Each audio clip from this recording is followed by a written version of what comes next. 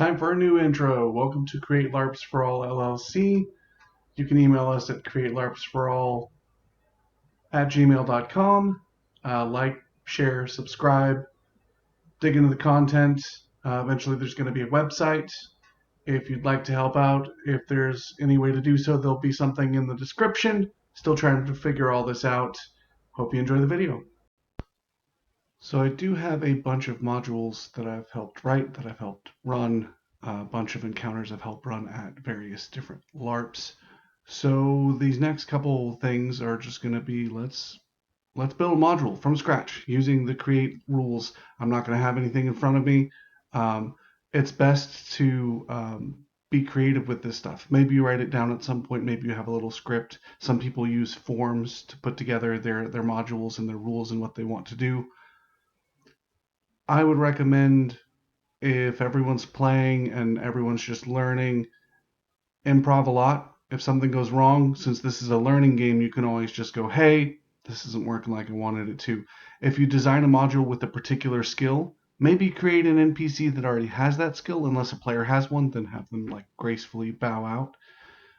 But yeah, let's just put together a quick module as I'm talking. I don't know how many shorts this will end up being, but eventually this will just be one video.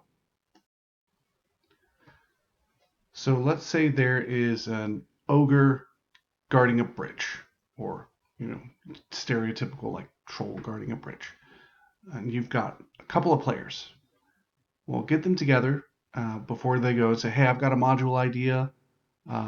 Your characters are traveling from one location to another together. Write down the character names, get their skills. Maybe ask them real quick, how many stacks do you have? Just to get a good range for the encounter. Now, for encounter balancing, let's say you've got 4 players. Then the most you can set any challenge is at 80.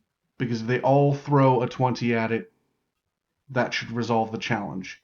Unless it's a combat, and then there's ways to calculate the damage and things of that nature, all divisible by 5 to try and keep it easy.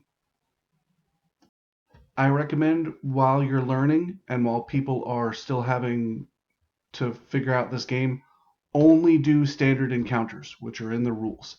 Standard encounters is 80% of everyone's current HP for anything involving combat, or an average of a 10 to at most a 15 for a skill check for everyone involved. A 10, let's say you've got a town worth of people, you've got 10 people playing, 100 skill points or 100 different skills or 100 points worth of skills thrown at a challenge overcomes it, and they get a good result. I just got distracted. So you have these players head towards the ogre. They get there. The ogre can then be like, this is my bridge. You role play with them a little bit. And from there, they can decide how they want to overcome the challenge. If you've got 4 players, you can have this thing swinging for a lot of damage, especially if they've maxed out their hit points at 75. You can have it swinging for 15, 20 points of damage consistently, because it's a big, strong ogre. Give it enough hit points that it can tank a few hits from each player, and have it spread its damage around unless you're trying to drop someone so that someone else can practice the reform and revive skill. And then you can focus fire a player down, but they're going to win. Standard encounter, the way it's been calculated, the players are usually going to win. Especially while we're trying to learn, you don't want people getting absolutely crushed and destroyed by an encounter and then feeling like they don't want to play anymore. Now let's say the players don't want to do combat, or you have a lot of non-combat players, and they have some sort of other skills. Maybe there's a chef in the party, and they go, ooh, what if I make this ogre some food and say, hey, I'll cook you food if you come with us to town. Or I'll cook you this and you can go off into the woods and wander this way. There's more food way over there. Maybe distract the ogre, have it leave. Maybe make a deal with it. But this is part of what makes being a storyteller fun, is you can sort of come up with things on the fly, especially if you get 5 players or 4 players and they have different skills. You can then change your module. That's why I wouldn't have everything set in stone where it's like the only way to beat this is this way. You almost want to look at the players, look at their skills, and go, all right, if I had these skills, how would I want to use them?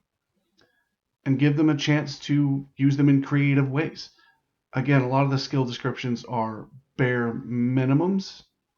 So I may throw a few more examples of how to overcome the ogre. I'm going to look at the skill list real quick and give a few more options for STs other than just combat. Hey, thanks for making it through the video. If you have any questions, again, email us at createlarpsforall@gmail.com. Sometimes I can remember things. Comment on the video, like, share, subscribe. Have a wonderful day, night, evening, morning, whatever time it is for you when you watch this. Keep being amazing. Play games. Have fun. See you next time.